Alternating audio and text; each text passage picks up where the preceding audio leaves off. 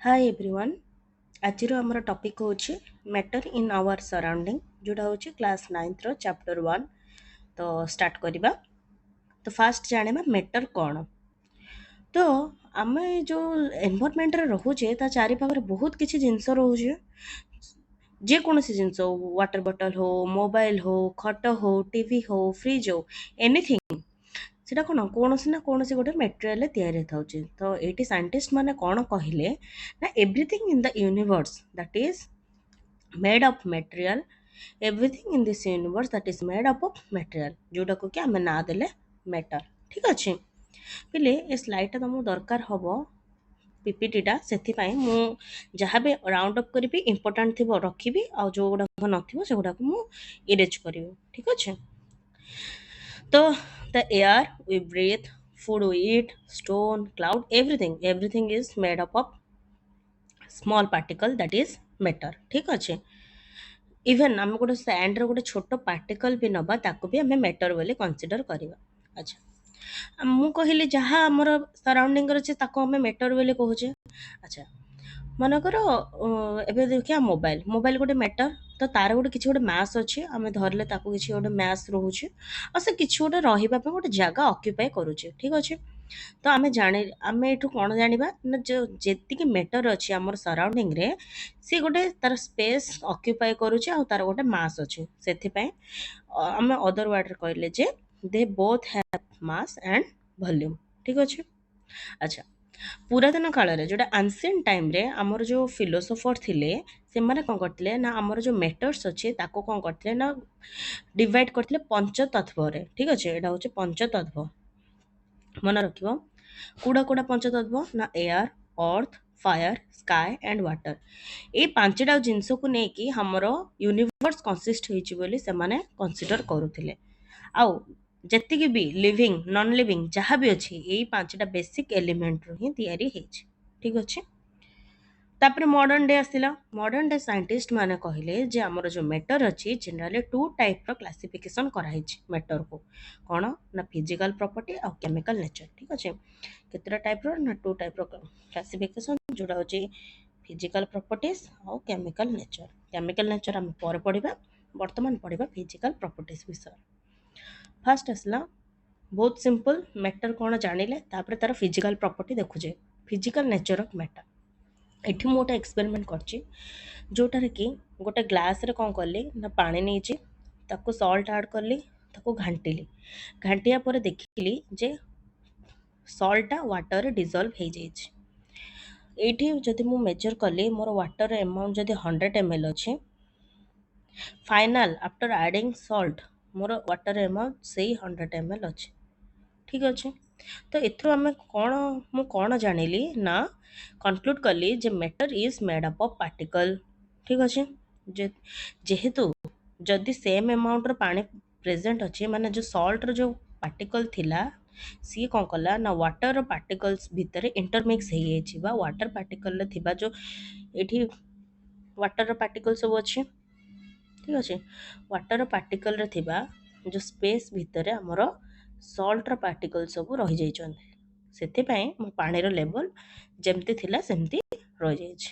ठीक अच्छे जानिले। तो first physical property of matter हला matter is made up of particles.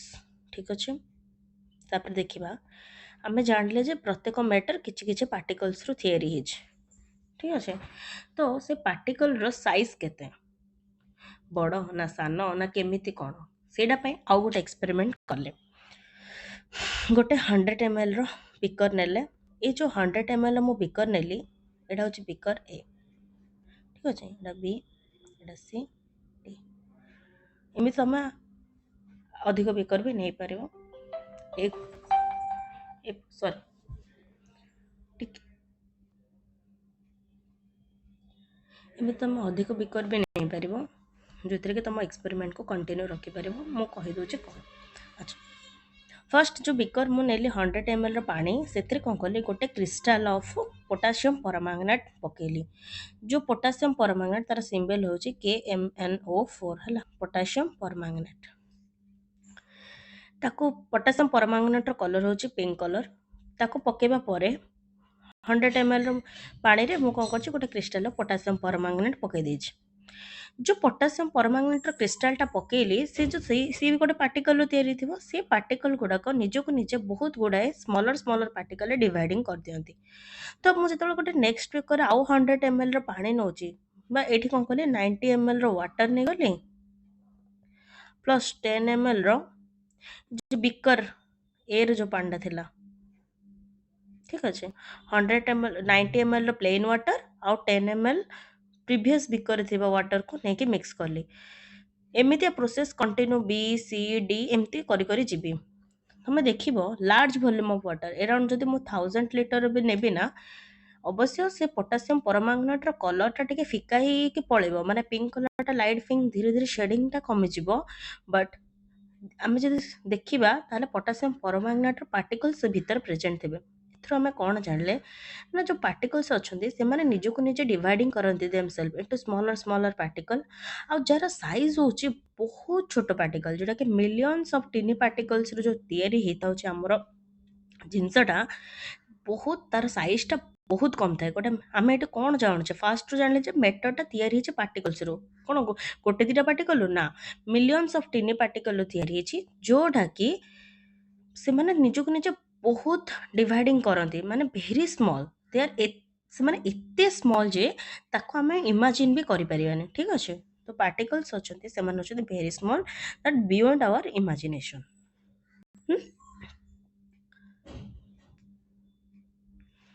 ଠିକ୍ ହେଲା। ତାପରେ ଆଚ୍ଛା, ଆମେ ଜାଣିଲେ ଯେ ମ୍ୟାଟର ମେଡ୍ ଅଫ୍ ପାର୍ଟିକଲ, ଆଉ ପାର୍ଟିକଲ୍ସର ସାଇଜ୍ ହେଉଛି ବହୁତ ସ୍ମଲ୍। ଦେନ୍ ଜାଣିବା କ୍ୟାରେକ୍ଟରିଷ୍ଟିକ୍ସ କିନ୍ ପାର୍ଟିକଲ, ଗୋଟେ ମ୍ୟାଟରରେ ଥିବା ପାର୍ଟିକଲର କ୍ୟାରେକ୍ଟରିଷ୍ଟିକ୍ କ'ଣ। ଆଚ୍ଛା, ମୁଁ ତୁମ ପ୍ରିଭିୟସ୍ ଏକ୍ସପେରିମେଣ୍ଟରେ କହିଥିଲି ଯେ ସଲ୍ଟଟା କ'ଣ କରୁଛି ନା ୱାଟର ସହିତ ଭଲରେ ପୁରା କମ୍ପ୍ଲିଟଲି ଡିଜଲ୍ଭ ହେଇଯାଉଛି, ମାନେ ସଲ୍ଟର ପାର୍ଟିକଲଟା ୱାଟର ପାର୍ଟିକଲ ସହିତ ଇଣ୍ଟରମିକ୍ସ ହେଇଯାଉଛି, ତା ସ୍ପେସ୍ ଭିତରେ ରହିକି ପୁରା ଇଭେଣ୍ଟଲି ଡିଷ୍ଟ୍ରିବ୍ୟୁଟେଡ୍ ହେଇକି ରହିଯାଉଛି, ଠିକ୍ ଅଛି। ତ ଆମର ଯେଉଁ ସଲ୍ଟ ପାର୍ଟିକଲ ଅଛି ସେ କ'ଣ କଲା, ଇଭେଣ୍ଟଲି ଡିଷ୍ଟ୍ରିବ୍ୟୁଟେଡ୍ ହେଲା। ଚିତ୍ରଟା ବି କରିଦିଆ। ଏଇଟା ହେଲା ସଲ୍ଟ ପାର୍ଟିକଲ, ସରି ୱାଟର ପାର୍ଟିକଲ, ସରି ୱାଟର ପାର୍ଟିକଲ।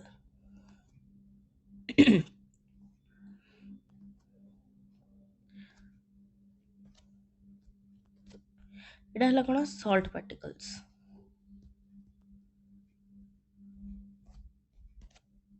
ମୋର ୱାଟର ପାର୍ଟିକଲ ଏମିତି ଥିବ, ଠିକ୍ ଅଛି।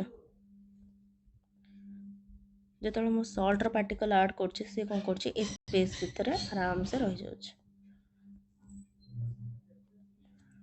ବୁଝିପାରିଲ ନା।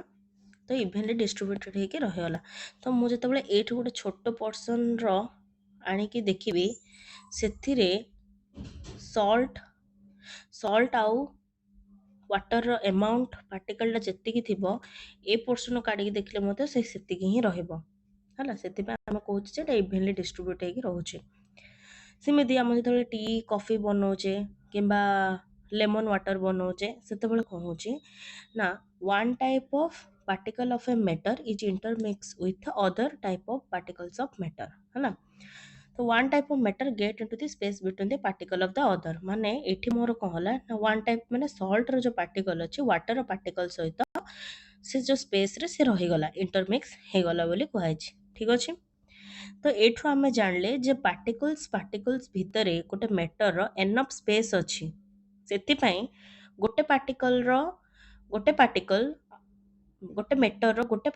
ଆଉ ଗୋଟେ ମ୍ୟାଟରର ପାର୍ଟିକଲ ସହିତ ଇଣ୍ଟରମିକ୍ସ ଇଜିଲି ହେଇପାରୁଛି, ଠିକ୍ ଅଛି। ସ୍ପେସ୍ ଥିବା ଯୋଗୁଁ ହିଁ ହେଇପାରୁଛି, ନହେଲେ ହେଇପାରିନଥାନ୍ତା। ତ ଏଇଠୁ ଆମର ମେନ୍ ଆଉଟକମ୍ କ'ଣ ଆସିଲା, ଯେ there is enough space between the particles of matter, ଠିକ୍ ଅଛି। କ୍ୟାରେକ୍ଟରିଷ୍ଟିକ୍ସରେ ଆସିଥିଲା ଫାଷ୍ଟ ହେଉଛି ପାର୍ଟିକଲ୍ସ ମାନଙ୍କ ଭିତରେ ଏନଫ୍ ସ୍ପେସ୍ ଅଛି। ସେକେଣ୍ଡ କ୍ୟାରେକ୍ଟରିଷ୍ଟିକ୍ସ ହେଉଛି, ଏଇଟା ହେଲା ଫାଷ୍ଟ। ସେକେଣ୍ଡ କ୍ୟାରେକ୍ଟରିଷ୍ଟିକ୍ସ ହେଲା କ'ଣ ନା, particles of matter are continuously moving. ଯେଉଁ ମ୍ୟାଟର ପାର୍ଟିକଲ୍ସ ଅଛନ୍ତି ସେମାନେ କଣ୍ଟିନ୍ୟୁଅସଲି ମୁଭିଂ କରୁଛନ୍ତି। ଏଇଟା ଆମେ କେମିତି ଜାଣିବା, ଏଇଟା ଗୋଟେ ମୁଁ 3ଟା ଏକ୍ସପେରିମେଣ୍ଟ ନେଇଛି। Experiment number 1, experiment number 2, experiment number 3। ଆଚ୍ଛା, କେଉଁ ଏକ୍ସପେରିମେଣ୍ଟରୁ ଆମେ କ'ଣ ଆଉଟକମ୍ ପାଉଛେ ଜାଣିବା। ଆଚ୍ଛା, ଗୋଟେ ଧୂପକାଠି जो पर्यंत मु जळेनी से पर्यंत मते तार स्मेलटा जଣା पड़ुनी। बट जेतेବେଳେ ମୁଁ ଗୋଟେ ଧୂପକାଠିଟାକୁ ଜଳେଇ ଦଉଛି, ହିଟ୍ ପ୍ରୋଭାଇଡ୍ କଲି ଧୂପକାଠିକୁ, ସେମାନେ ତାପରେ କିଛି ସମୟ ପରେ ମୋତେ ଧୂପକାଠିର ସ୍ମେଲଟା ଆସିଲା। ଏଇଟା କ'ଣ ପାଇଁ ନା, ଯୋଉ ଧୂପକାଠି ଭିତରେ ବି ଯୋଉ ପାର୍ଟିକଲ୍ସ ଗୁଡ଼ାକ ଅଛନ୍ତି, ସେମାନେ କ'ଣ କଣ୍ଟିନ୍ୟୁ ମୁଭିଂ କରନ୍ତି। ମାତ୍ର ଯେତେବେଳେ ତାକୁ ହିଟ୍ ପ୍ରୋଭାଇଡ୍ କରାଯାଏ, ସେମାନେ କ'ଣ କରନ୍ତି, ବହୁତ ଜୋରସେ ଭାଇବ୍ରେଟିଂ କରିକି ମୁଭମେଣ୍ଟ କରନ୍ତି ଆଉ ପୁରା ଏନଭାୟରମେଣ୍ଟ ସରାଉଣ୍ଡିଂରେ ସ୍ପ୍ରେଡ୍ ହେଇଯାଆନ୍ତି। ତ ଏଥିରୁ ଆମେ କ'ଣ ଜାଣିଲେ ଯେ ପାର୍ଟିକଲ୍ସ ଗୁଡ଼ାକ ମୁଭମେଣ୍ଟ କରନ୍ତି। ତ ମୁଭମେଣ୍ଟ କ'ଣ ପାଇଁ କରନ୍ତି? Because they have kinetic energy. ଠିକ୍ ଅଛି। ଏଇଟା କ'ଣ କଲେ ନା, ଏଇ ଯୋଉ ଏକ୍ସପେରିମେଣ୍ଟରୁ ଜାଣିଲେ ଯେ the particles of matter are continuously moving. ସେଥିପାଇଁ ମୁଭିଂ ଯୋଗୁଁ ତାଙ୍କ ଯୋଉ ଏନର୍ଜିକୁ ପୋଜେସ୍ କରନ୍ତି ତାକୁ କୁହାଯାଏ କାଇନେଟିକ୍ ଏନର୍ଜି। ଠିକ୍ ଅଛି। ଆଚ୍ଛା, ପାର୍ଟିକଲ୍ସ ଗୁଡ଼ାକ କଣ୍ଟିନ୍ୟୁ ମୁଭ୍ କରୁଛନ୍ତି।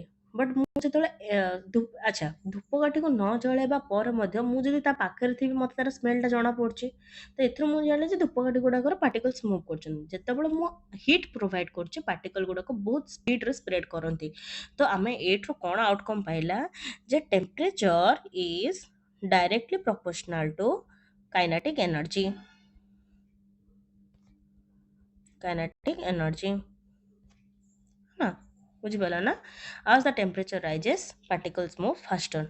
So we can say that with increase in the temperature, the kinetic energy of the particle is also increases. ठीक ଅଛି।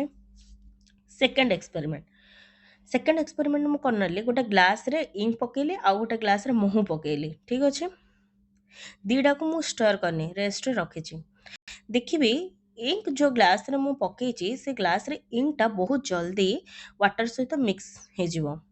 ବଟ୍ ମହୁ ଯୋଉ ପକେଇଛି ତାର ଗ୍ଲାସଟା ଟିକେ ମିକ୍ସ ହବ, ମାତ୍ର ଟିକେ ଲେଟ୍ ହବ। ଏଥିରୁ ମୁଁ କ'ଣ ଜାଣିଲି, ଯୋଉ ପାର୍ଟିକଲ୍ସ ଅଛନ୍ତି ମ୍ୟାଟରର, ସେମାନେ କ'ଣ କରନ୍ତି, ଇଣ୍ଟରମିକ୍ସ ନିଜେ ନିଜେ କରନ୍ତି। ମୁଁ ଏଇଟା ଷ୍ଟର୍ କରିନି ନା, ଏବେ ସଲ୍ଟଟାରେ ମୁଁ ଷ୍ଟର୍ କଲି, ବଟ୍ ଏଇଟା ତ ମୁଁ ଷ୍ଟର୍ କରିନି। ତ ଯୋଉ ପାର୍ଟିକଲ୍ସ ଅଛନ୍ତି ମ୍ୟାଟରର, ସେମାନେ ନିଜେ ନିଜକୁ ଇଣ୍ଟରମିକ୍ସ କରନ୍ତି। ତ ନିଜେ ନିଜକୁ ଯାର ଯୋଉ ସ୍ପେସ୍ ଭିତରେ ନିଜକୁ ନିଜେ ଇଣ୍ଟରମିକ୍ସ କରିକି ସେ ସ୍ପେସ୍ ଭିତରେ ରହିଯାଆନ୍ତି। ଯୋଉ ଇଣ୍ଟରମିକ୍ସ ହୁଅନ୍ତି ପାର୍ଟିକଲ୍ସ ଗୁଡ଼ାକ ନିଜେ ନିଜେ, ସେଟାକୁ କୁହାଯାଏ ଡିଫ୍ୟୁଜନ। ଏଇଠି ଇଙ୍କର ପାର୍ଟିକଲ ଗୁଡ଼ାକ ୱାଟରର ପାର୍ଟିକଲ୍ସ ଭିତରେ ଇଣ୍ଟରମିକ୍ସ ହେଇଗଲେ, ସ୍ପେସ୍ ଅକ୍ୟୁପାଏ କରିକି ରହିଗଲେ, ତାକୁ ମୁଁ କହିଲି ଡିଫ୍ୟୁଜନ। ଆଚ୍ଛା, ଏଇଟା ବହୁତ ଜଲ୍ଦି ହେଲା, ଫାଷ୍ଟର, ବଟ୍ ଏଇଟା ସ୍ଲୋୟର। କ'ଣ ପାଇଁ? କାହିଁକି ନା ଯୋଉ ମହୁର ଭିସ୍କୋସିଟି ବହୁତ କମ୍। ମାନେ କେମିତି କହିବି, ହଁ, ମହୁର କ'ଣ ନା ତାର ଥିକେନ୍ ଅଛି, ସିଏ ତାର ପାର୍ଟିକଲ୍ସ ଗୁଡ଼ାକ ବହୁତ ସ୍ଲୋରେ ମୁଭ୍ କରନ୍ତି। ସେଥିପାଇଁ ମୁଁ ଗୋଟେ ପାଣିକୁ ଢାଳିଦେଲେ ଯେତେ ସ୍ପିଡ଼ରେ ପଳେଇବ, ମୁଁ ଏତେ ସ୍ପିଡ଼ରେ ଯିବନି। ଠିକ୍ ଅଛି। ଥିକର, ଡେନ୍ସର, ସେଥିପାଇଁ। ଆଚ୍ଛା, ଏକ୍ସପେରିମେଣ୍ଟ ନମ୍ବର 3 ମୁଁ କ'ଣ କରିଛି, ନାଇଁ ସେଇ ପୋଟାସିୟମ୍ ପରମାଙ୍ଗନେଟ୍ ନେଲି, ବଟ୍ ଏଠି ନେଲି କୋଲ୍ଡ ୱାଟର, ଏଠି ନେଲି କୋଲ୍ଡ ୱାଟର, ବଟ୍ ଏଠି ନେଇଛି ହଟ୍ ୱାଟର। ତ ତମେ ଦେଖିବ ଯେ ଯୋଉ କୋଲ୍ଡ ୱାଟରରେ ପୋଟାସିୟମ୍ ପରମାଙ୍ଗନେଟ୍ଟା ମିଶିବା ପାଇଁ ଟାଇମ୍ ଲାଗିବ, ବଟ୍ ହଟ୍ ୱାଟରରେ ଇଜିଲି ମିଶିଯିବ। କ'ଣ ପାଇଁ? ନା ଯୋଉ ଡିଫ୍ୟୁଜନ ଅଛି, ଡିଫ୍ୟୁଜନ ହେଉଛି ନା, ମିଶିବା ମାନେ କ'ଣ, ଡିଫ୍ୟୁଜନ। ତ ଯୋଉ ଡିଫ୍ୟୁଜନଟା ହେଉଛି କୋଲ୍ଡ ୱାଟରରେ ଲେଟ୍ ହେଉଛି, ମାନେ ଆମେ ଏଠୁ ଜାଣିଲେ ଯେ temperature is directly proportional to diffusion. ଠିକ୍ ଅଛି। Temperature is directly proportional to diffusion. ଏ ଏକ୍ସପେରିମେଣ୍ଟ ନମ୍ବର 3ରୁ ଆମେ ଜାଣିଲେ ଯେ ମୁଁ ଯଦି ଟେମ୍ପରେଚର ବଢ଼େଇ ଦେଉଛି ତ ପାର୍ଟିକଲ ମାନଙ୍କର ଇଣ୍ଟରମିକ୍ସିଂ ପାୱାର ବଢ଼ିଯାଉଛି। ଠିକ୍ ଅଛି। ଆଚ୍ଛା, ତୁମେ ଆଗରୁ ପଢ଼ିଥିଲ ନା ଯୋଉ ସଲଭେଣ୍ଟ ସଲ୍ୟୁସନ୍ ଚାପ୍ଟରରେ, କି ସଲ୍ଟଟା ମିଶୁନଥିବ, ତୁମେ ଏନଫ୍ ସଲ୍ଟ ପକେଇଲା ପରେ ମଧ୍ୟ ସେ ମିଶୁନଥିବ, ବଟ୍ ଯେତେବେଳେ ଟିକେ ହିଟ୍ ଦେଇଦେବ ସେମାନେ ମିଶିଯାଆନ୍ତି। ଠିକ୍ ଅଛି। କ'ଣ ପାଇଁ? ଟେମ୍ପରେଚର ବଢ଼େଇଲେ ପାର୍ଟିକଲ ଭିତରେ ଯୋଉ ସେମାନେ ମୁଭ୍ କରନ୍ତି ବହୁତ। ଆଚ୍ଛା, ଟେମ୍ପରେଚର ବଢ଼ିଲା ମାନେ କାଇନେଟିକ୍ ଏନର୍ଜି ବଢ଼ିଲା, ପାର୍ଟିକଲ ଗୁଡ଼ାକ ମୁଭ୍ କଲେ, ମୁଭ୍ କରିବା ଦ୍ୱାରା ସେମାନେ କ'ଣ କଲେ, ଭିତରେ ସ୍ପେସ୍ କ୍ରିଏଟ୍ ହେଲା, ସ୍ପେସ୍ କ୍ରିଏଟ୍ ହେବା ଯୋଗୁଁ ଡିଫ୍ୟୁଜନଟା ଫାଷ୍ଟର ହେଲା। ଠିକ୍ ଅଛି। ତ ପାର୍ଟିକଲ୍ସ ଆର୍ କଣ୍ଟିନ୍ୟୁଅସଲି ମୁଭିଂ ହେଲା। କ୍ୟାରେକ୍ଟରିଷ୍ଟିକ୍ସରେ ଫାଷ୍ଟ ଆସିଲା ଏନଫ୍ ସ୍ପେସ୍ ଅଛି, ମୁଭିଂ କରନ୍ତି। ଥର୍ଡ଼ରେ ଦେଖିବା, ଆଚ୍ଛା, particle of matter are attracting with each other. ମୁଁ କ'ଣ କରିଛି ନା, 3ଟା ଆକ୍ଟିଭିଟି ନେଲି। ଆକ୍ଟିଭିଟି 1ରେ କ'ଣ ନା, ଯୋଉ ଡ୍ୟାନ୍ସ କରୁଛନ୍ତି। ଆଚ୍ଛା, ଏଇଟା ବହୁତ ଲଗାଲଗି ହେଇକି ଅଛନ୍ତି, ଏ ଡ୍ରଇଂରେ ବହୁତ ଲଗାଲଗି ହେଇକି ଅଛନ୍ତି, ବଟ୍ ଏଥିରେ କେବଳ ହ୍ୟାଣ୍ଡ ଟୁ ହ୍ୟାଣ୍ଡ ଟଚ୍ ହେଇଛି। ଏଇଟା ହ୍ୟାଣ୍ଡ ଟୁ ହ୍ୟାଣ୍ଡ ଟଚ୍ ହେଇଛି। ଏଇଟା ଜମା ଟଚ୍ ହେଇନି। ତ ଯଦି ଜଣଙ୍କୁ କୁହାହବ ବ୍ରେକ୍ କରିବା ପାଇଁ ଏମାନଙ୍କୁ, ତ କୋଉଟା ଇଜିଲି ବ୍ରେକ୍ ହେଇଯିବ? ଏଇଟା, ବିକଜ ତାଙ୍କ ଭିତରେ ମୋର୍ ସ୍ପେସ୍ ଅଛି। ଏମାନେ ଟିକେ ଜଏଣ୍ଟ ହେଇକି ଅଛନ୍ତି। ସେକେଣ୍ଡ ଯୋଉ ପିକ୍ଚର ନମ୍ବର 2ରେ ସେମାନେ ଟିକେ ଜଏଣ୍ଟ ହେଇକି ଅଛନ୍ତି, ତ ଏଇଟା ଟିକେ କଷ୍ଟ ହବ। ବଟ୍ ପିକ୍ଚର ନମ୍ବର 1ରେ ସେମାନେ କ'ଣ କରୁଛନ୍ତି ନା ପୁରା ଲାଗି ଲାଗିକି ଅଛନ୍ତି, ତ ଏମାନଙ୍କୁ ବ୍ରେକ୍ କରିବାଟା କଷ୍ଟ ହେଇଯିବ। ହେଲା, ସେକେଣ୍ଡ ଆକ୍ଟିଭିଟି ହେଉଛି, ମୁଁ ତମକୁ ଖାଲି ଏକ୍ସପେରିମେଣ୍ଟଟା କହୁଛି, ତାର ଆଉଟକମ୍ କହୁଛି କ'ଣ ପାଇଁ ହେଉଛି ନେକ୍ସଟ କହିବି, ଠିକ୍ ଅଛି। ଆକ୍ଟିଭିଟି ନମ୍ବର 2ରେ ଏଇଟା ନେଲେ ଗୋଟେ ଆଇରନ୍ ରଡ୍, ଏଇଟା ଚକ୍, ଏଇଟା ରବର ବ୍ୟାଣ୍ଡ, ଠିକ୍ ଅଛି। ଆଇରନ୍ ରଡ୍ଟାକୁ ଆମେ ଭାଙ୍ଗି ପାରିବା କି? ନା, ଇଜିଲି ଭାଙ୍ଗି ପାରିବା ନାହିଁ। ଚକ୍କୁ ଭାଙ୍ଗିଦେବା, ଆଉ ରବରକୁ ଆମେ ବହୁତ ଜୋରସେ ଯଦି ଫୋର୍ସ ଦେବା ତାହେଲେ ସେ ଛିଡ଼ିଯିବ, ବ୍ରେକ୍ କରିଯିବ। ମାତ୍ର ରବରକୁ ଯଦି ତମେ ପ୍ରେସ୍ ଫୋର୍ସ ଦେଲ, ତ ତାହେଲେ ଇଲାଷ୍ଟିସିଟି କ୍ୟାରେକ୍ଟର ଯୋଗୁଁ ସେ ଫୋର୍ସରେ କ'ଣ ହେବ, ସେ ଇଲଙ୍ଗେଟେଡ୍ ହେବ, ପୁଣି ହାତରେ ଯେତେବେଳେ ଫୋର୍ସ ଏକ୍ସର୍ଟେଡ୍ କରିଦେବ ସେ ତାର ପୂର୍ବ ଅବସ୍ଥାକୁ ଫେରିଆସେ। ଆଚ୍ଛା, ଆକ୍ଟିଭିଟି ନମ୍ବର 3ରେ କ'ଣ କରାହେଲା ନା ଆମେ ଗୋଟେ ନାଇଫ୍ ନେବା, ଏ ଯେଉଁ ବେକରେ ପାଣି ଅଛି, ଏଟାରେ ଯେଉଁ ପାଣି ଅଛି, ନାଇଫ୍ ସାହାଯ୍ୟରେ ଆକୁ କାଟିବାକୁ ଚେଷ୍ଟା କରିବା, ଠିକ୍ ଅଛି। କଟିବ କି? କଟିବନି। ତ ତାର କାରଣ କ'ଣ ମୁଁ କହୁଛି। ଆଚ୍ଛା, ଯେଉଁ ଏଇ ଯେଉଁ ଏବୋଭ୍ ଆକ୍ଟିଭିଟିସ୍ ଆମେ କରିଛେ, ଏ ଆକ୍ଟିଭିଟିସ୍ର କ'ଣ ଜାଣିଲେ ଯେ ଯେଉଁ ପାର୍ଟିକଲ୍ସ ଅଛି ସେମାନଙ୍କ, ଏଇଥିରୁ ଆମେ ଜାଣୁଛେ ଯେ ଯେଉଁ ପାର୍ଟିକଲ୍ସ ଅଛି ମ୍ୟାଟରର, ସେ ଯେଉଁ ମ୍ୟାଟରର ସେମାନେ କ'ଣ କରନ୍ତି, ଗୋଟେ ଫୋର୍ସ ଅଫ୍ ଆଟ୍ରାକ୍ସନରେ ନିଜକୁ ନିଜେ ବାଇଣ୍ଡ ହେଇକି ରହିଥାନ୍ତି, ଯେଉଁଟାକି ଆଇରନ୍ ରଡ୍ରେ ବହୁତ ଅଧିକ ଥାଏ। ସେଥିପାଇଁ ଆମେ ତାକୁ ଇଜିଲି ବ୍ରେକ୍ କରିପାରୁନୁ। ଯେମିତିକି ଯେଉଁ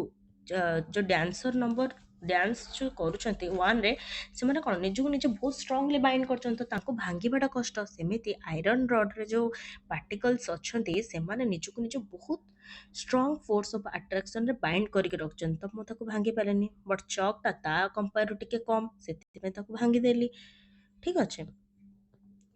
ଆଉ ଯେଉଁ ୱାଟରକୁ ଆମେ କାଟି ପାରିଲେନି, କାହିଁକି ନା ୱାଟର ଗୋଟେ ସର୍ଫେସ୍ ଟେନସନ୍ ବୋଲି ଗୋଟେ ଫୋର୍ସ ଆକ୍ଟ କରେ, ଆଉ ଗୋଟେ କୋହେସିଭ୍ ଫୋର୍ସ ଅଛି ଯେଉଁଟାକି ୱାଟର ଭିତରେ ଆକ୍ଟ କରେ। ସେଥିପାଇଁ ସେଇଟା ହେଉଛି ଗୋଟେ ଷ୍ଟ୍ରଙ୍ଗ ଇଣ୍ଟରମୋଲେକୁଲାର ଫୋର୍ସ ଅଫ୍ ଆଟ୍ରାକ୍ସନ୍ ସେମାନଙ୍କ ଭିତରେ ରହିଛି, ଯେଉଁଟାକି ତମେ ଟିକେ ହାୟର କ୍ଲାସ୍ରେ ପଢ଼ିବ।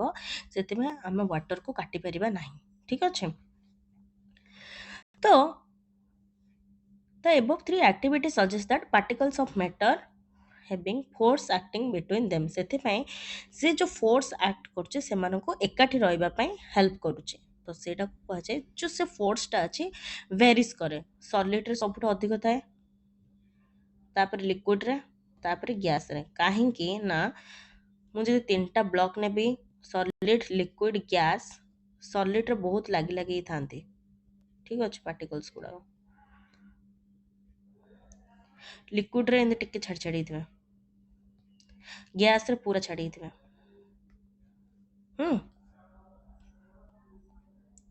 क्वेश्चन अच्छे, क्वेश्चनटा तुम निजे होमवर्क ट्राए कर कमेंट सेक्शन में लिखिकी जनइब, जदि किसी डाउट थी भी जनइब, ठीक अच्छे।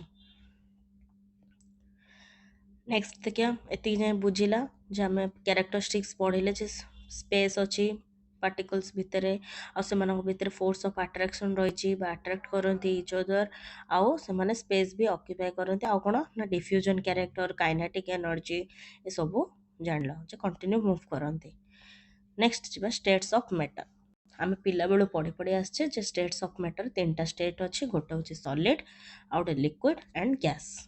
आउ से स्टेट गुड़ाक कौन पाई होती ना तार कैरेक्टरिस्टिक्स जो पार्टिकल्स कैरेक्टरिस्टिक्स जो स्टेट कौन पाई रही जो पार्टिकल्स अच्छा मैटर तार कैरेक्टरिस्टिक्स जो ही स्टेट गुड़ाक हुए। फास्ट देखिए सॉलिड स्टेट। अच्छा, सॉलिड स्टेट कौन गोटे डेफिनाइट शेप अच्छी, डिस्टिंक्ट बाउंड्री अच्छी, आउ तार गोटे फिक्स वॉल्यूम अच्छी, तुम जानीचे। आ तार नेग्लिजिबल कंप्रेसिबिलिटी अच्छी, माने कंप्रेसिबिलिटी माने कौन, गोटे जिनस को जदि आम प्रेस करवा बा प्रेसर दबा, ताहले जदि सेटा इजीली भांगी जाए बा तार शेप चेंज हो जाए, ताको कहा जाए कंप्रेसिबिलिटी। एबे सॉलिड केस रे मो मोबाइल टाको धरबी, ताको प्रेस करबी, से कौन चेपा हो कि हेनी बा शेप चेंज हेनी। तो सेठू आम जानले जे सॉलिड रो नेग्लिजिबल कंप्रेसिबिलिटी रही। आउ solid have a tendency to maintain their shape when subjected to outside force ଯେତେବେଳେ ଆମେ ଗୋଟେ solid ଉପରେ outside force ଦବା ସେତେବେଳେ ବି ସେ ତାର କ'ଣ କହିଲୁ ଟେଣ୍ଡେନ୍ସି ମାନେ ଚେଷ୍ଟା କରିବ କି ସେ ନିଜର ସେପ୍କୁ ମେଣ୍ଟେନ୍ କରିକି ରଖିବା ପାଇଁ ସେଥିପାଇଁ ଇଜିଲି ଆମେ ସଲିଡ୍ର ସେପ୍କୁ ଚେଞ୍ଜ କରିପାରିବା ନାହିଁ ବହୁତ ହାଇ ଆମାଉଣ୍ଟର ଫୋର୍ସ ଦେବାକୁ ପଡ଼େ ସଲିଡ୍ ମେ ଆଚ୍ଛା ସଲିଡ୍ଟାକୁ ଯଦି ତମେ ବହୁତ ଆମାଉଣ୍ଟର ଫୋର୍ସ ଦେବ ତାହେଲେ ସେ କ'ଣ ସେପ୍ ଚେଞ୍ଜ କରିବ ନା ସେ ସେପ୍ ନ ଚେଞ୍ଜ କରିକି ବ୍ରେକ୍ ହେଇଯିବ ଭାଙ୍ଗିଯିବ ମାତ୍ର ସେପ୍ ତାର ସେପ୍କୁ ସେ ରିଟେନ୍ କରିକି ରଖିଥିବ it is difficult to change that shape so they are rigid ଯେହେତୁ ସଲିଡ୍ ମାନଙ୍କର ସେପ୍ ଚେଞ୍ଜ କରିବାଟା କଷ୍ଟ ସେଥିପାଇଁ ସେମାନେ ବହୁତ ରିଜିଡ୍ ଥାନ୍ତି ଠିକ୍ ଅଛି ଏଠି ତିନିଟା କ୍ୱେଶ୍ଚିନ୍ ଅଛି ତାର ଆନ୍ସର ସରି ପିଲାମାନେ ଏଟା ଟିକେ ଓଭରଲାପ୍ ହେଇଯାଇଛି ମୁଁ ତମକୁ ବୁଝେଇଦେବି ତମେ ଟିକେ ସେ ଅନୁସାରେ ଆଡଜଷ୍ଟ କରିଦେବ ଆଚ୍ଛା what about a rubber band can it change it shape on stretching is it a solid ମୁଁ ତମକୁ ଆଗରୁ କହିଛି ରବର ବ୍ୟାଣ୍ଡ ଗୋଟେ ସଲିଡ୍ କ'ଣ ପାଇଁ ନା ତାର ଗୋଟେ ଡେଫିନାଇଟ୍ ସେପ୍ ଅଛି ଷ୍ଟ୍ରକ୍ଚର ଅଛି ଆଉ ରବର ବ୍ୟାଣ୍ଡର କ୍ୟାରେକ୍ଟରିଷ୍ଟିକ୍ ଅଛି ତାର ଗୋଟେ ଇଲାଷ୍ଟିକ୍ କ୍ୟାରେକ୍ଟର ଅଛି ଯେଉଁଟାକି ଫୋର୍ସ ଦେଲେ ସେ ତାର ଇଲାଷ୍ଟିସିଟି ପ୍ରପର୍ଟିକୁ ଶୋ କରାଏ ଯେଉଁଟାକି ଏକ୍ସପାଣ୍ଡ କରେ ପୁଣି ଫୋର୍ସ ଛାଡ଼ିଦେଲେ ସେ ପୁଣି ଆଉଥରେ ତାର ପୁଣି ରିଗେନ୍ କରିଦିଏ ତା ସେପ୍କୁ ବଟ୍ ଯଦି ଆମେ ଏକ୍ସେସିଭ୍ ଫୋର୍ସ ଆପ୍ଲାଏ କରିବା ଏଠି ବ୍ରେକ୍ସ ଯେଉଁଟାକି ଗୋଟେ ହେଉଛି ସଲିଡ୍ର କ୍ୟାରେକ୍ଟରିଷ୍ଟିକ୍ସ ଠିକ୍ ଅଛି What about sugar and salt? When kept in the jar, this takes shape of the jar. Are they solid? ହଁ ସୁଗର ଆଉ ସଲ୍ଟକୁ ଆଚ୍ଛା ତମର ମନରେ ଏରେଜ୍ ହେବ କି ଆମେ କହିଲେ ଯେ ଗୋଟେ ସଲିଡ୍ ଅଛି ତାର ଡେଫିନାଇଟ୍ ସେପ୍ ଅଛି ମୁଁ ସୁଗର ସଲ୍ଟକୁ ଯଦି ଯେକୌଣସି ଜାର୍ରେ ରଖିଲେ ସେ ଜାର୍ର ସେପ୍ ନେଇଯାଏ ତାହେଲେ ଏଇଟା କ'ଣ ସଲିଡ୍ କ'ଣ ଭାବୁଛ ୟେସ୍ ଇଟ୍ସ ଏ ସଲିଡ୍ କ'ଣ ପାଇଁ ନା ଯଦି ସୁଗରର ମୁଁ ଗୋଟେ ପାର୍ଟିକଲ୍ସକୁ ନେବି ବା ଗୋଟେ ଛୋଟକୁ ନେବି ଦେଖିବି ଗୋଟେ ସୁଗରର ଗୋଟେ ପାର୍ଟିକଲ ଯେଉଁ ସୁଗର ବହୁତ ଗୁଡ଼ାଏ ପାର୍ଟିକଲ୍ସ ଅଛି ତ ଗୋଟେ ପାର୍ଟିକଲକୁ ନେଇକି ମୁଁ ଯେତେବେଳେ ଅବଜର୍ଭ କରିବି ଦେଖିବି ତାର ଗୋଟେ ଡେଫିନାଇଟ୍ ସେପ୍ ଥାଏ ଠିକ୍ ଅଛି ଇଚ୍ ଇଣ୍ଡିଭିଜୁଆଲ୍ ଯେଉଁ ସୁଗରର ତାର ଗୋଟେ ଡେଫିନାଇଟ୍ ସେଟ୍ ଅଛି ଆଉ salt crystal remain fixed whether we take it our hand put it in a plate or jar ଠିକ୍ ଅଛି ଆଚ୍ଛା ମୁଁ କ'ଣ କଲି ଏଠି ଗୋଟେ ଜାର୍ ଅଛି ଏଠି ଗୋଟେ ପ୍ଲେଟ୍ ଅଛି ଏଠି ବି ସଲ୍ଟ ନେଲି ଏଠି ସଲ୍ଟ ନେଲି ଏଠି ବି ସଲ୍ଟ ନେଲି ଆଚ୍ଛା ଏ ଭିତରେ ଯେଉଁ ସଲ୍ଟ ଅଛି ଆଉ ଏ ଭିତରେ ଯେଉଁ ସଲ୍ଟ ଅଛି ତାର କ'ଣ ସେଫ୍ କିଛି ତାର କ'ଣ କ୍ୟାରେକ୍ଟରିଷ୍ଟିକ୍ସ ବା ତାର କ'ଣ ମାନେ କମ୍ପୋଜିସନ୍ କ'ଣ ଅଲଗା ହେଇଯିବ କି ନା ତ ଏଠୁ ଆମେ କ'ଣ ଜାଣିଲେ ଯେ ସଲ୍ଟ ଆଉ ସୁଗର ଗୋଟେ ସଲିଡ୍ ଆଚ୍ଛା what about sponge it is solid yet we are able to compress it ଆଚ୍ଛା ସ୍ପଞ୍ଜ ମୁଁ କହିଲି ଯେ ସଲିଡ୍ ମାନଙ୍କର କମ୍ପ୍ରେସିବିଲିଟି ପାୱାର ବହୁତ ଲୋ ଥାଏ ହେଲା ଦେ ହେଭ୍ ନେଭର ନେଗ୍ଲିଜିବଲ୍ କମ୍ପ୍ରେସିବିଲିଟି ତାହେଲେ ସ୍ପଞ୍ଜକୁ ତ ଆମେ ଇଜିଲି କମ୍ପ୍ରେସ୍ କରିପାରୁଛେ ତ ସେଇଟା କ'ଣ ସଲିଡ୍ ୟେସ୍ ସେଇଟା ବି ସଲିଡ୍ ମାତ୍ର କମ୍ପ୍ରେସିବଲ୍ ଏଥିପାଇଁ କି ସ୍ପଞ୍ଜ ଭିତରେ ବହୁତ ଗୁଡ଼ାଏ ଟାଇନି ଏଇଟା ମୁଁ ଲେଖିଦେଉଛି ଏ sponge has both holes the minute hole in which air is trapped. When we press it, the air is expelled out and we are able to compress.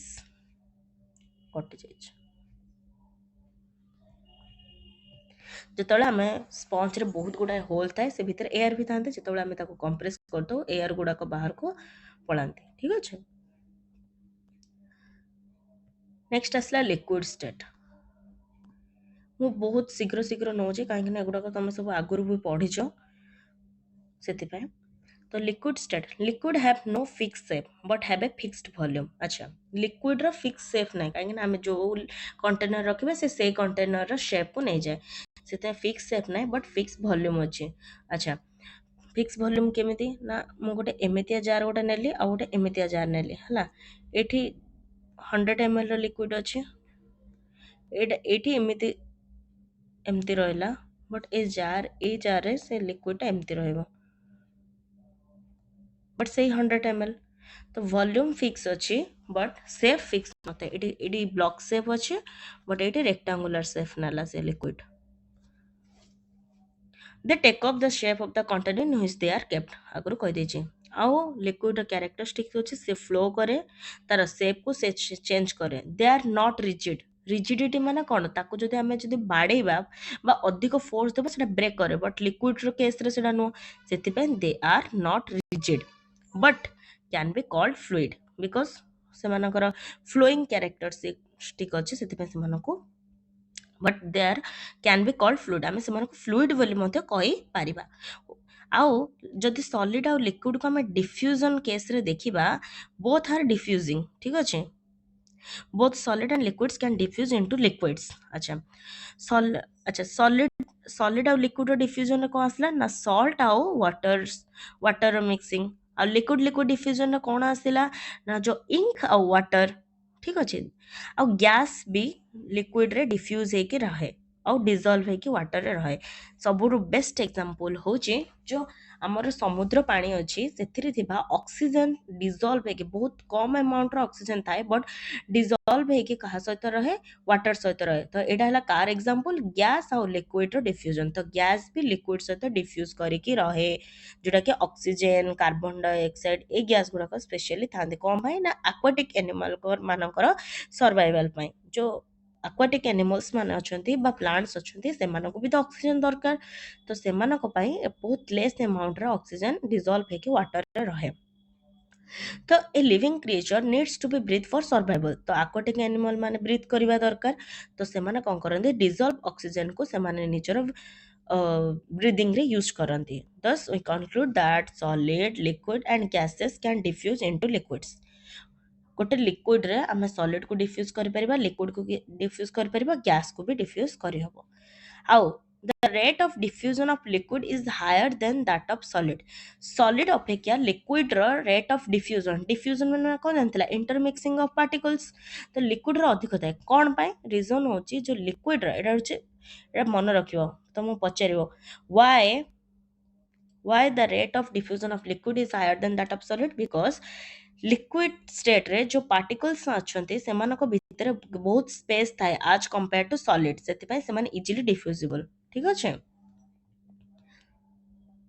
Next आसला गैसियो स्टेट रे कोन gaseous state रे particles गुडाकर space कोन थाए बहुत अधिक अधिक थाए एवं they are highly compressible as compare to solid and liquid ठीक अच्छे तो आम इजिली कंप्रेस करके रखिपर से जो आम एलपीजी यूज कर लिक्विफाइड पेट्रोलियम गैस सिलिंडर आम होम रे कुकिंग यूज करचे oxygen supply to the hospital cylinder रही थाए सीएन कंप्रेस नेचुरल गैस सो फ्यूल हिसाब रे व्हीकल रे यूज ए सब कम एमानकर हाई कंप्रेसिबिलिटी पावर जो आम तीन टा जिनस मन रखिए गोटे हूँ LPG CNG oxygen supply hospital ठीक अच्छे ये सब सिलिंडर रे रखा जाए केमती ना कंप्रेस करा जते गोटे गैस को आम कंप्रेस करबा से लिक्विफाई हो लिक्विफाई होकर ताको इजिली सिलिंडर रखिकी आम ताको कौन कर सप्लाई कर लार्ज वॉल्यूम ऑफ गैस को कंप्रेस करा जाए स्मॉल सिलिंडर और ट्रांसपोर्ट इजिली करा जाए अच्छा तुम के ऑब्जर्व कर गोटे ठंडा खाद्य रख आ गोटे गरम फूड को रख स्मेल टा तुमको कूड़ा जल्दी आसो गरम खाद्यर कौन पाई ना गरम खाद्यर कौन हो ना जिते गोटे जिनस गैस स्टेट कन्वर्ट होची जो गैस पार्टिकल्स भितर स्पेस बहुत कम थाए तो से इजिली सराउंडिंग रे मूवमेंट करते गरम हेले कौन हम आम जानचे जे डिफ्यूजन टा डायरेक्टली प्रोपोर्शनल टू हिट तो आम जिते गरम करवा डिफ्यूजन टा सेते हम फास्टर मूविंग है कि इजिली सराउंडिंग रे स्प्रेड कर जाती से आमको तार स्मेल टा भी बहुत जल्दी आसी जाए से लिखी rate of diffusion of solid and liquid कौन ना गैस रो diffusion of gas is than greater than rate of diffusion of solid and liquid हाँ हाई स्पीड पार्टिकल आउ तांकर लार्जर स्पेस थिबा जोगो से माने कोन करंते बहुत इजीली मूवमेंट करंते अच्छा गैसियस स्टेट रे जो हमर पार्टिकल्स अछंती से माने बहुत रैंडमली आ बहुत हाई स्पीड रे मूवमेंट करंती से माने को रैंडम मूवमेंट जोगो से माने कोन करंती अच्छा मोटे गोटे कंटेनर नै जाई छै से माने बहुत स्पीड रे एमिति एमिति एमिति एमिति मूवमेंट करंती अच्छा जो पार्टिकल्स गुड़ाक मुवमेंट करुँच जो रैंडमनेस मुवमेंट करुँच से कोन करेंगे एटा हूँ गोटे कंटेनर एटा हूँ तार वाल ये जो वाल पाखे सब पार्टिकल्स जाकि कौन करेंगे ना एमती बाड़ी हेबे हाँ due to this random movement the particles hit each other particle माने कौन कले निज निज हिट कले आउ ଏମିତି ନିଜ ପରସ୍ପର ବାଡ଼ାବାଡ଼ି ହେବା ସହିତ କ'ଣ କଲେ ନା ୱାଲ୍ ଅଫ୍ ଦ କଣ୍ଟେନରରେ ମଧ୍ୟ ସେମାନେ ଧକ୍କା ହେଲେ। ତ ଯେଉଁ କଣ୍ଟେନରରେ ୱାଲ୍ରେ ସେମାନେ ଯେଉଁ ଧକ୍କା ହେଲେ ସେଥିରେ ଗୋଟେ ପ୍ରେସର ଏକ୍ଜିଷ୍ଟେଡ୍ ହେଲା କାହା ଯୋଗୁଁ ଗ୍ୟାସ୍ ଯୋଗୁଁ। जो प्रेशरटा exerted ହେଲା pressure exerted by the gas is because of the force exerted by the gas particle per unit area of the wall। जो ଏଇ जो यूनिट एरिया गोटे wall ର जो यूनिट एरिया ରହିଲା ଏଇ यूनिट एरियाରେ ଯେତିକି ପାର୍ଟିକଲ୍ସ ଆସିକି ଫୋର୍ସ ପକେଇଲେ ତା ଦ୍ୱାରା ଆମର ପ୍ରେସର ଗ୍ୟାସର ଏକ୍ଜର୍ଟେଡ୍ ହେଲା। ସେଥିପାଇଁ ଯେତେବେଳେ ଆମ ସିଏନ୍ଜି ବା କମ୍ପ୍ରେସ୍ ରଖାହେଉଛି ସେଥିରେ କ'ଣ ବହୁତ ହାଇ ପ୍ରେସରରେ ସେମାନେ କ'ଣ କରନ୍ତି ଏକ୍ଜର୍ଟ କରନ୍ତି ସିଲିଣ୍ଡରରେ। ସେଥିପାଇଁ ଯଦି ଟିକେ ଗ୍ୟାସ୍ ଲିକେଜ୍ ହେଲା କ'ଣ ହେଲା ସେ ବ୍ଲାଷ୍ଟ ହେଇଯାଏ। ବହୁତ ରିସ୍କି ଥାଏ ନା। ସେ ଯେଉଁ ଗ୍ୟାସ୍ ପାର୍ଟିକଲ୍ ଗୋଟେ କଣ୍ଟେନରରେ ବାଡ଼େଇ ହେବା ଦ୍ୱାରା ସେମାନେ କ'ଣ କଲେ ବାଡ଼େଇଲେ ମାନେ କ'ଣ କଣ୍ଟେନର ଉପରେ ଫୋର୍ସ ଏକ୍ଜର୍ଟ କଲେ। ସେଇ ଫୋର୍ସ ଏକ୍ଜର୍ଟେଡ୍ କରିବା ଯୋଗୁଁ ପ୍ରେସର ବି ଏକ୍ଜର୍ଟେଡ୍ ହେଲା। The pressure exerted by the gas is because ଗୋଟେ ଗ୍ୟାସ୍ ପ୍ରେସର ଏକ୍ଜର୍ଟ କ'ଣ ପାଇଁ କରେ ନା ସେ ଭିତରେ ତ ଯେଉଁ ପାର୍ଟିକଲ୍ ମାନେ ରାଣ୍ଡମନେସ୍ରେ ବୁଝୁଛନ୍ତି। ଆଚ୍ଛା ମୁଁ ଆଉ ତ ମୁଁ ଷ୍ଟାର୍ଟିଂରୁ ବୁଝାଉଛି ଭଲକି ଟିକେ ମନ ଦେଇକି ଶୁଣ। ଗୋଟେ କଣ୍ଟେନର ନେଇଛି ସେଥିରେ ଥିବା ଲିକ୍ୱିଡ୍ସ ସରି ଗ୍ୟାସେସ୍ ଏମିତି ରାଣ୍ଡମଲି ବୁଲୁଛନ୍ତି କିଛି କଣ୍ଟେନର ପାଖରେ ବୁଲୁଛନ୍ତି କିଛି ପରସ୍ପର ଧକ୍କା ହେଉଛନ୍ତି ଏମିତି ସବୁ ଚାଲିଛି। ତ ଏ ଯେଉଁ ପାର୍ଟିକଲ୍ସ ଗୁଡ଼ାକ କଣ୍ଟେନର ଉପରେ କ'ଣ କଲେ ଫୋର୍ସ ଦେଲେ ବାରମ୍ବାର ବାଡ଼େଇ ହେଇ କଣ୍ଟେନର ଉପରେ ଫୋର୍ସ ଦେଲେ। ତ ପର୍ ୟୁନିଟ୍ ଏରିଆ ଏମିତି ଗୋଟେ ୟୁନିଟ୍ ଏରିଆ ଭିତରେ ଯେତିକି ପାର୍ଟିକଲ୍ସ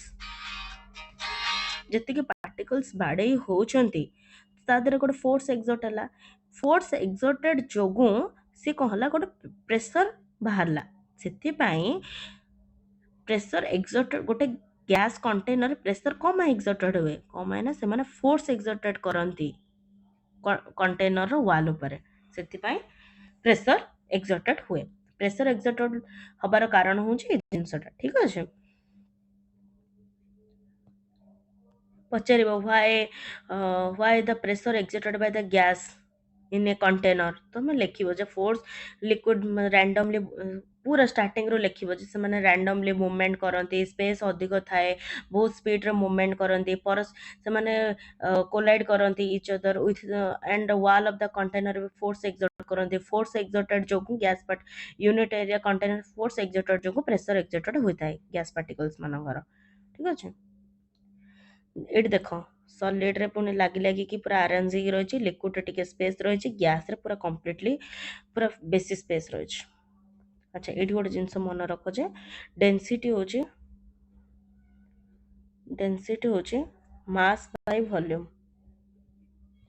ଯାହାର ଯେତେ ମାସ୍ ଅଧିକ ଡେନ୍ସିଟି ସେତେ ଅଧିକ, ଯାହାର ଭଲ୍ୟୁମ୍ ଯେତେ ଅଧିକ ତାର ଡେନ୍ସିଟି ସେତେ କମ୍। ତ ଏଥିରୁ ଆମେ କ'ଣ ଜାଣିବା ନା ଡେନ୍ସିଟି ଇନ୍ ସଲିଡ୍ ମାନେ ମୋଷ୍ଟ ଅଫ୍ ଦ କେସେସରେ ସଲିଡ୍ ତାପରେ ଲିକ୍ୱିଡ୍ ଆସିବ ତାପରେ ଗ୍ୟାସ୍ ଆସିବ କାହିଁକି ନା ମାସ୍ ହିସାବରେ। ଏଟା ବି ତମ ପାଇଁ କ୍ୱେଶ୍ଚିନ୍ ହୋମୱାର୍କ ରହିଲା। ନେକ୍ସଟ କ୍ଲାସ୍ରେ ଡାଉଟ୍ କମେଣ୍ଟ ସେକ୍ସନରେ ଲେଖିଥିବ ମୁଁ ତମକୁ ଆନ୍ସର କରିଦେବି। ଠିକ୍ ଅଛି। ତମେ ଆନ୍ସର କର ମୁଁ ଚେକ୍ କରିକି ତମର ଡାଉଟ୍ ସଲ୍ଭ କରିଦେବି। Can matter change its state effect of change of temperature. ଆଚ୍ଛା ମ୍ୟାଟର କ'ଣ ତା ଚେଞ୍ଜ ଷ୍ଟେଟ୍କୁ ଚେଞ୍ଜ କରେ ଯେଉଁ ସଲିଡ୍ ଲିକ୍ୱିଡ୍ କନଭର୍ଟ ହୁଏ ଲିକ୍ୱିଡ୍ ଗ୍ୟାସ୍କୁ କନଭର୍ଟ ହୁଏ ୟେସ୍ ହୁଏ। ତମେ ତ 9th କ୍ଲାସ୍ ପଢ଼ିଲଣି ତମେ ଜାଣିଥିବ ହିଁ ଅବଭିୟସଲି ଚେଞ୍ଜ କରେ। ତ ଟେମ୍ପରେଚରରେ ସେ କେମିତି ଗୋଟେ ମ୍ୟାଟର ତାର ଷ୍ଟେଟ୍ ଚେଞ୍ଜ କରେ ଆଉ ତାର ଇଫେକ୍ଟ ଟେମ୍ପରେଚର ଉପରେ କ'ଣ ରହେ। କନଭର୍ଜନ ଅଫ୍ ଫାଷ୍ଟ ହେଉଛି conversion of ice into liquid and conversion of liquid into vapour. ଏଇଟା ତମେ ଜାଣିଛ ଗୋଟେ ବର୍ଣ୍ଣର ନେଇଯାଇଛି ମୁଁ ଆଇସ୍ ନେଲି ବିକର ନେଲି ସେଥିରେ ଗ୍ଲାସ୍ ଷ୍ଟରିଂ କରୁଛି ଥର୍ମୋମିଟରରେ ବି ଟେମ୍ପରେଚର ମେଜର କରୁଛି ଯେ କେଉଁ ଟେମ୍ପରେଚରରେ ତାର ଷ୍ଟେଟ୍କୁ ସେ ଚେଞ୍ଜ କରୁଛି। ଠିକ୍ ଅଛି। ସଲିଡ୍ଟା ଲିକ୍ୱିଡ୍ରେ କନଭର୍ଟ ହେଉଛି ଲିକ୍ୱିଡ୍ଟା ଗ୍ୟାସ୍ରେ କନଭର୍ଟ ହେଉଛି। ଆଚ୍ଛା ଟିକେ ଇମ୍ପୋର୍ଟାଣ୍ଟ ଟପିକ୍ ଏଇଟା ଟିକେ ଭଲକି ଦେଖିବ melting point boiling point latent heat ଏଇଟା ବହୁତ ଟିକେ ଇମ୍ପୋର୍ଟାଣ୍ଟ ରହୁଛି ସେଥିପାଇଁ ପ୍ଲିଜ୍ କେୟାରଫୁଲି ଟିକେ ଦେଖ। ଆଚ୍ଛା ଆମେ ଜାଣିଲେ ଯେ ଗୋଟେ ଗ୍ୟାସ୍ ମଲିକ୍ୟୁଲ ଯେତେବେଳେ ମୁଭମେଣ୍ଟ କରେ କ'ଣ ପାଇଁ ନା ବିକଜ ତାର କାଇନେଟିକ୍ ଏନର୍ଜି ଯୋଗୁଁ ସେ ମୁଭମେଣ୍ଟ କରୁଛି। ଆଉ ଆମେ ଜାଣିଛେ ଯେ କାଇନେଟିକ୍ ଏନର୍ଜିଟା କ'ଣ ହେଉଛି ନା ଟେମ୍ପରେଚର ବଢ଼ିଲେ କାଇନେଟିକ୍ ଏନର୍ଜି ବି ବଢ଼ୁଛି। ଠିକ୍ ଅଛି। ତ ଯେତେବେଳେ ମୁଁ ଟେମ୍ପରେଚର ଗୋଟେ ସଲିଡ୍ର ପାର୍ଟିକଲର ଟେମ୍ପରେଚରକୁ ବଢ଼େଇଲି the kinetic energy of the particle increase ହେଲା। तो काइनेटिक एनर्जी बढ़िया जो पार्टिकल पार्टिकल भितर जो मूवमेंट होता सेटा भी स्पीड से जो भाइब्रेटिंग करते से बहुत स्पीड रे भाइब्रेट कले। अच्छा, स्पीड रे भाइब्रेट करुँच कहली कौन हिट प्रोभाइड करे जो से स्पीड रे भाइब्रेट कले। अच्छा, जो एनर्जी सप्लाई हैला तो से भितर अच्छा मुझे गोटे ड्रॉइंग करके तुमको देखा ये हूँ कौन गोटे कंटेनर मुझे ये भितर मॉलिक्यूल्स गुड़ाक सब एमती अच्छा ସେମାନଙ୍କ ଭିତରେ ଫୋର୍ସ ଅଫ୍ ଆଟ୍ରାକ୍ସନ୍ ବି ରହିଛି ଠିକ୍ ଅଛି। ଯେତେବେଳେ ମୁଁ କଣ୍ଟିନ୍ୟୁ ସେମାନଙ୍କୁ ହିଟ୍ ଦେଉଛି ଟେମ୍ପରେଚର୍ କ'ଣ ହେଲା ବଢ଼ିଲା, ବଢ଼ିବା ଯୋଗୁଁ ସେମାନେ ଭାଇବ୍ରେଟିଂ କରିକି କ'ଣ କଲେ ଏମିତି। ଆଚ୍ଛା,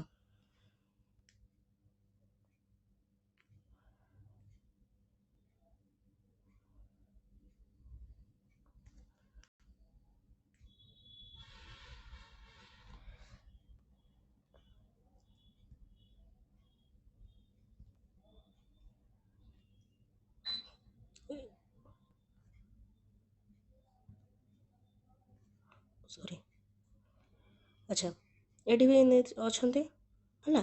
ଯେତେବେଳେ ହିଟ୍ ପ୍ରୋଭାଇଡ଼ କଲେ ସେମାନେ କଣ୍ଟିନ୍ୟୁ ମୁଭମେଣ୍ଟ କରିକି କ'ଣ କଲେ ନିଜକୁ ଦୂରେଇ ଦୂରେଇ ନେବାକୁ ଚେଷ୍ଟା କଲେ ହେଲା। ଏଠି ସବୁ କ'ଣ କରିବେ ନା ଏମିତି ଦୂରେଇ ଯିବାକୁ ଚେଷ୍ଟା କରିବେ।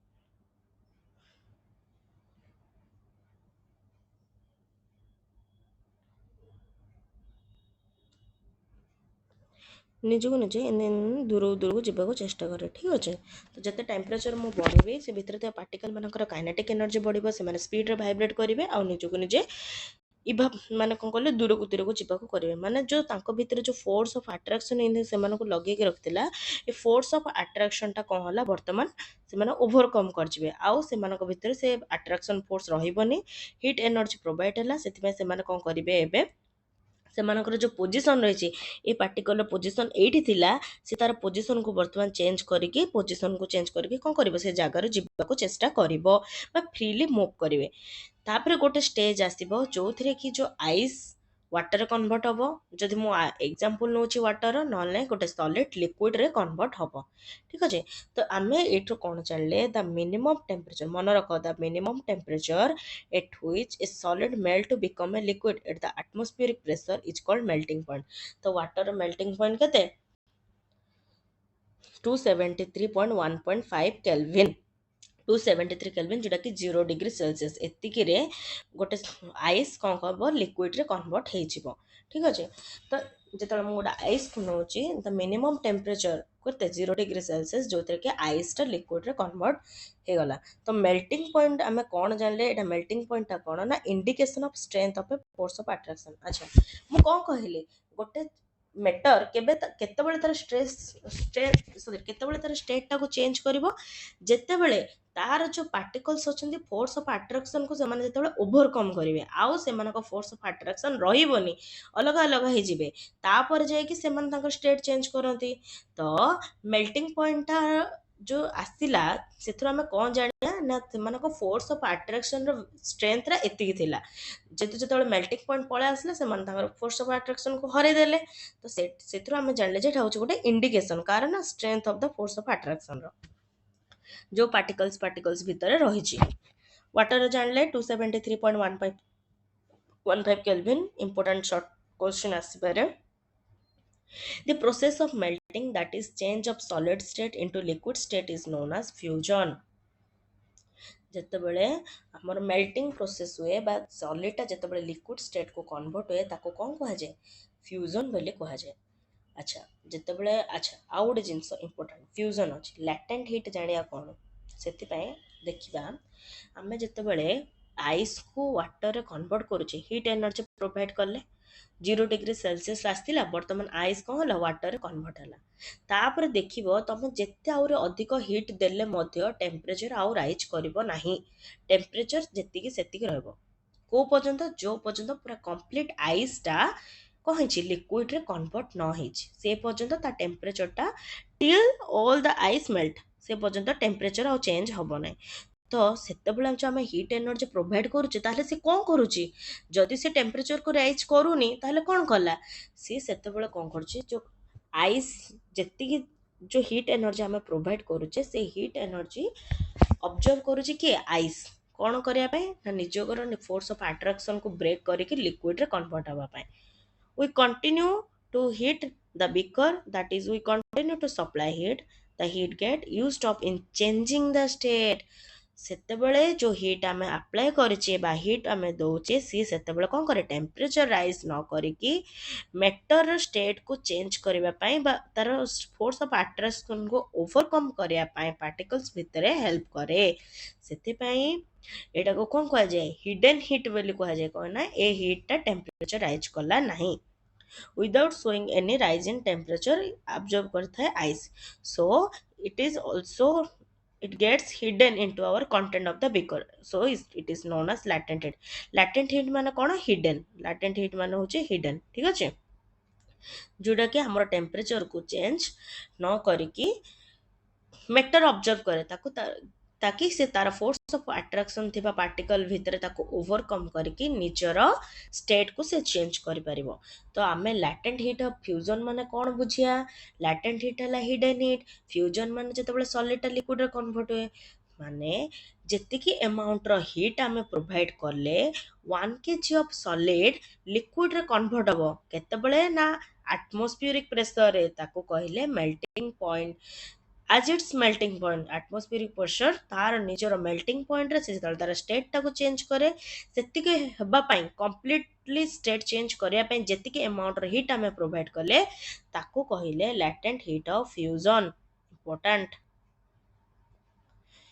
आसीबो question so particles in water 0 degree celsius have more energy as compared to particle in ice कम है पार्टिकल एनर्जी टा वाटर अधिक आसला आइस अपेक्षा कम है ना सी कौन कर आइस कौन कर सब एनर्जी को हीट एनर्जी को ऑब्जर्व कर देछि ऑब्जर्व करके से तार स्टेट चेंज करछि माने एथरे पार्टिकल्स मानकर जो वाटर पार्टिकल्स अछि से मानक पाखरे अधिक एनर्जी रहइबो से सेम टेम्परेचर रे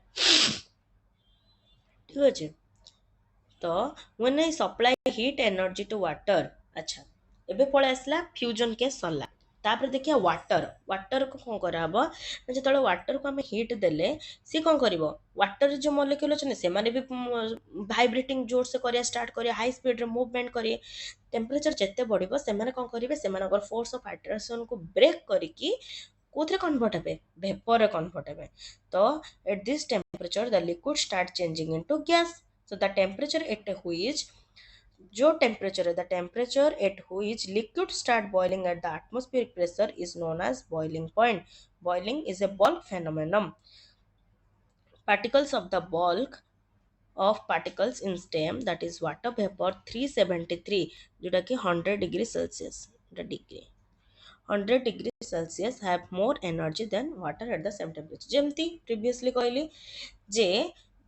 प्रीवियसली कौन कहली जे गोटे वाटर मॉलिक्यूल एनर्जी अधिक थाए वाटर पार्टिकल्स एनर्जी अधिक थाए आज कंपेयर टू आइस पार्टिकल सेमिति वेपर पार्टिकल एनर्जी अधिक थिबा आज कंपेयर टू वाटर पार्टिकल कहीं से वाटर पार्टिकल गुडा कौन एनर्जी को ऑब्जर्व करके वेपर होइछंती अच्छा जेतेबेला गोटे लिक्विडटा गैस रे कन्वर्ट हुए ताको कहे वेपराइजेशन तो लैटेंट हीट ऑफ वेपराइजेशन कौन हबो ना जेतिके अमाउंट रो हीट एनर्जी कन्वर्ट करके गोटे वाटर गैस रे कन्वर्ट हेजी at same atmospheric pressure that is called latent heat of vaporization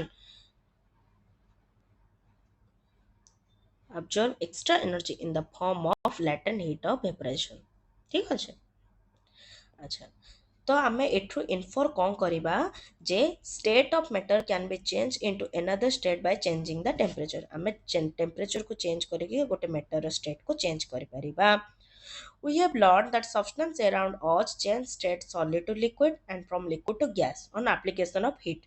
But there are some changes that is solid to gas. अच्छा मुझे ठीक कही दिए हाँ এটা হচ্ছে solid heat देली convert ହେଲା liquid liquid को ଯେତେବେଳେ heat ଦେଲି convert ହେଲା gas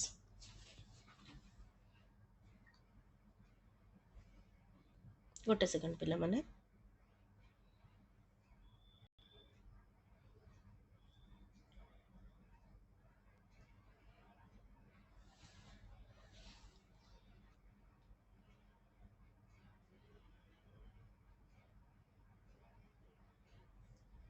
ହୁଁ ସଲିଡକୁ ଯେତେବେଳେ ହିଟ୍ ଦେଲି ଲିକ୍ୱିଡ ହେଲା, ଲିକ୍ୱିଡକୁ ଯେତେବେଳେ ହିଟ୍ ଦେଲି ଗ୍ୟାସ୍ ହେଲା।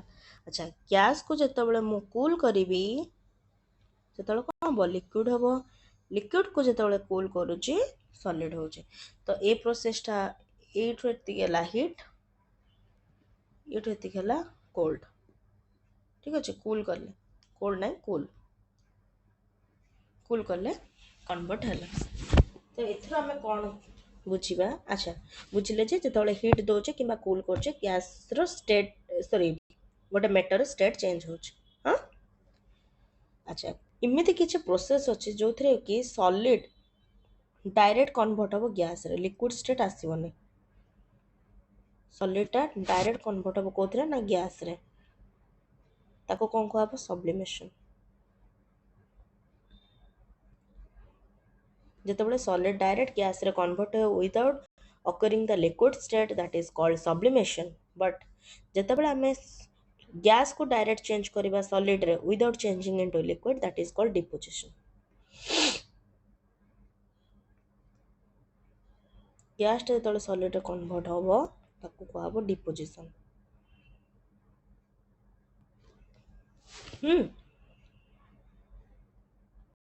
ତ ଆମେ ଦେଖିବା ଆର୍ ଏକ୍ଜାମ୍ପଲ୍, ସବ୍ଲିମେସନ୍ ଏକ୍ଜାମ୍ପଲ୍ ଅଛି। ଏଠି ଗୋଟେ ମୁଁ ଦେଇଛି ବର୍ଣ୍ଣର। ଏଠି କ'ଣ ରଖିଲି? ଚାଇନା ଡିସ୍କ ଉପରେ ଗୋଟେ ରଖିଲି ଏମୋନିୟମ୍ କ୍ଲୋରାଇଡ୍ NH4Cl। ତୁମର ଆସିବ କି ନାହିଁ ଜାଣିନି, ମୁଁ ସିମ୍ପଲ୍ ଯାହା କହିଦେଉଛି, ମନେ ରଖିଲେ ଭଲ। ଏମୋନିୟମ୍ କ୍ଲୋରାଇଡ୍ NH4Cl ଯେଉଁ ନେଲି ତାକୁ ଯେତେବେଳେ ମୁଁ ରଖୁଛି ସେ କ'ଣ କଲା, ଯେତେବେଳେ ହିଟ୍ ଦେବି ସେ ଡାଇରେକ୍ଟ କ'ଣ ହେବ? ଉପରେ କଟନ୍ ଗୋଟେ ରଖିଦେଇଛି ଯେଉଁଟାକି ବାହାରକୁ ଯିବନି ଗ୍ୟାସ୍ ହେଇକିନା। ସେ କ'ଣ ହେବ? ଡାଇରେକ୍ଟ ଲିକ୍ୱିଡ୍ ଷ୍ଟେଟ୍କୁ ନ ଆସି ଗ୍ୟାସ୍ ହେବ। ଗ୍ୟାସ୍ଟା ଯେତେବେଳେ ଧୀରେ ଧୀରେ ଥଣ୍ଡା ହେବ ଏ ସାଇଡ଼୍ରେ ଏମୋନିୟମ୍ କ୍ଲୋରାଇଡ୍ ଗୁଡ଼ାକ ଏଇଠି ଏମୋନିୟମ୍ କ୍ଲୋରାଇଡ୍ ଗୁଡ଼ାକ ଏମିତି ଡିପୋଜିଟ୍ ହେଇଯିବ। ତ ଏଇଠୁ ଆମେ କ'ଣ ଜାଣିଲେ? କ୍ୟାମ୍ଫୋର୍, ନାଫଥାଲିନ୍, ଗନ୍ଧ କର୍ପୂର ଯେଉଁଟା ୟୁଜ୍ କରୁଛ ସେସବୁ ଜିନିଷ ଡାଇରେକ୍ଟ ତାକୁ, ଏବେ ଦେଖ ଆଳତି ଯେଉଁ କରାଯାଉଛି ସେ କ'ଣ ଲିକ୍ୱିଡ୍ ଷ୍ଟେଟ୍ରେ କନଭର୍ଟ ହେଉଛି? ସେ ଡାଇରେକ୍ଟ ଗ୍ୟାସ୍ରେ କନଭର୍ଟ ହେଉଛି। ନାଫଥାଲିନ୍, କ୍ୟାମ୍ଫୋର୍ ଏସବୁ ଜିନିଷ ହେଉଛି ସବ୍ଲିମେସନ୍ର ଏକ୍ଜାମ୍ପଲ୍। ଆଚ୍ଛା ଡିପୋଜିସନ୍ର ଏକ୍ଜାମ୍ପଲ୍ କ'ଣ? ନା ଆଇସ୍ ଫ୍ରଷ୍ଟ, ଯେଉଁ ଶିଶିର ପାତ ପଡ଼ୁଛି ସେ କ'ଣ ହେଉଛି? ଡାଇରେକ୍ଟ ଗ୍ୟାସ୍ ଥାଉଛି, ଗ୍ୟାସ୍ କମ୍ପ୍ରେସ୍ ହେଇକି ଡାଇରେକ୍ଟ ଆଇସ୍ ହେଇକି ଆମର ଯେଉଁ ପତ୍ର ଉପରେ ପଡ଼ିଥାଉଛି ସେଇଟା ହେଲା ଡିପୋଜିସନ୍ର ଏକ୍ଜାମ୍ପଲ୍। ଠିକ୍ ଅଛି। ଆଚ୍ଛା ଆଜି ପାଇଁ ଏତିକି, ଆଉ ବହୁତ କମ୍ ରହିଲା ତମର ଯେଉଁଟାକି ପାର୍ଟ 2ରେ କରିବା, ଆଉ କିଛି କୋଶ୍ଚିନ୍ ବି କରିବା ସେଥିରେ, ତାକି ତମର ରିଭିଜନ୍ ହେଉଥିବ ଆଉ ତମେ ମନେ ରହିବ।